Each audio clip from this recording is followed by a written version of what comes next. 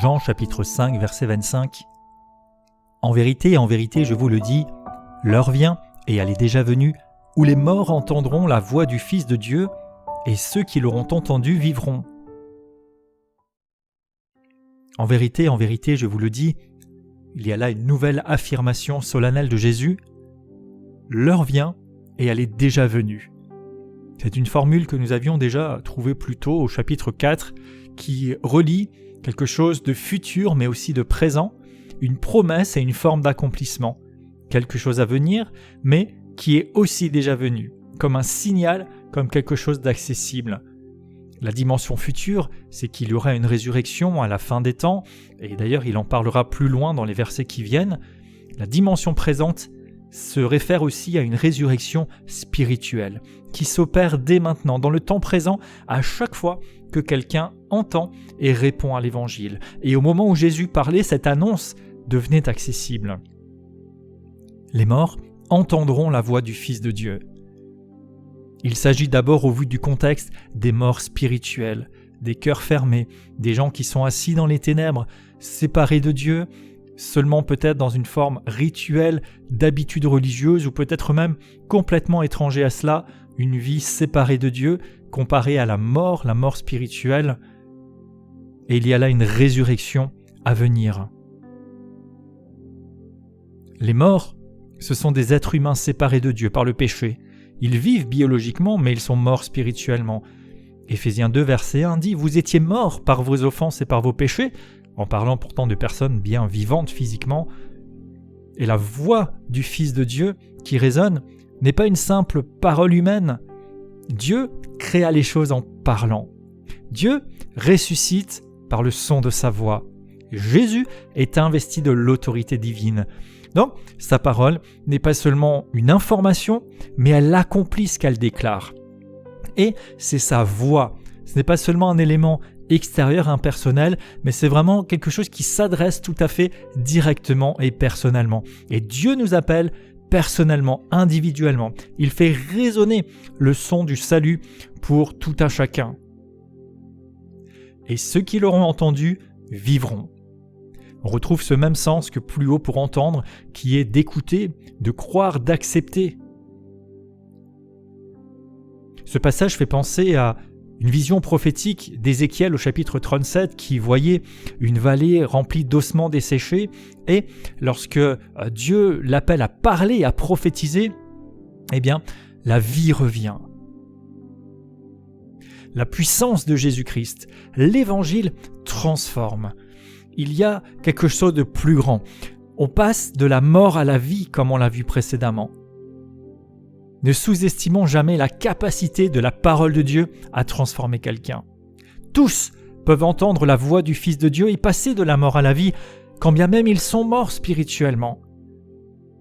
L'apôtre Paul était lui-même un persécuteur violent de l'Église naissante.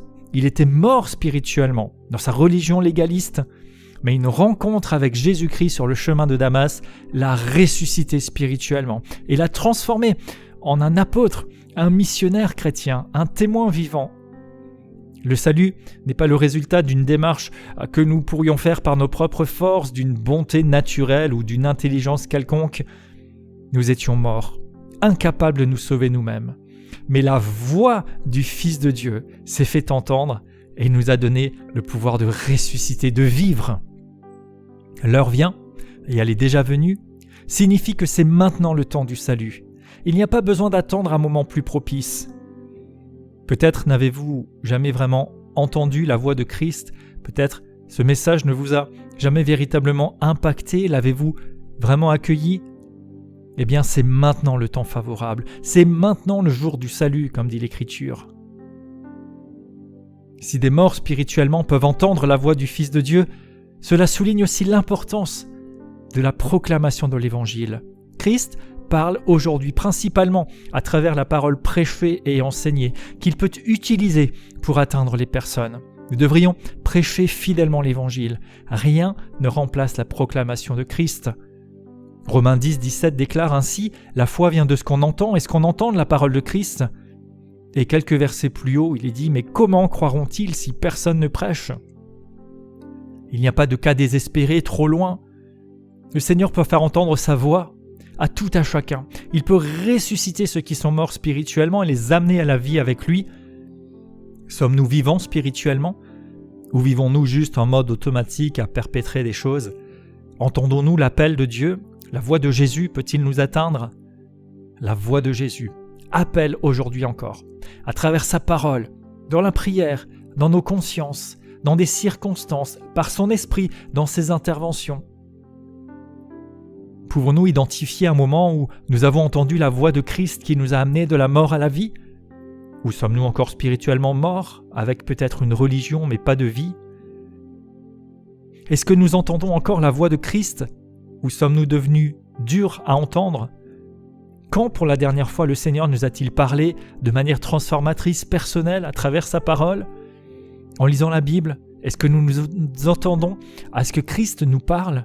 Ce ne soit pas juste des mots, mais qu'il nous atteigne? Et répondons-nous avec obéissance à ce que nous entendons? Aussi, comment pouvons-nous être un canal par lequel Christ fasse entendre sa voix? Comment vivre en tant que ressuscité?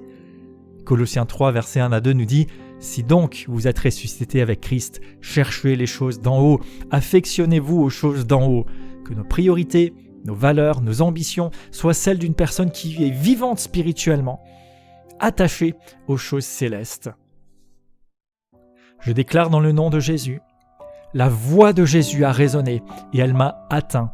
Elle m'a ressuscité de la mort spirituelle.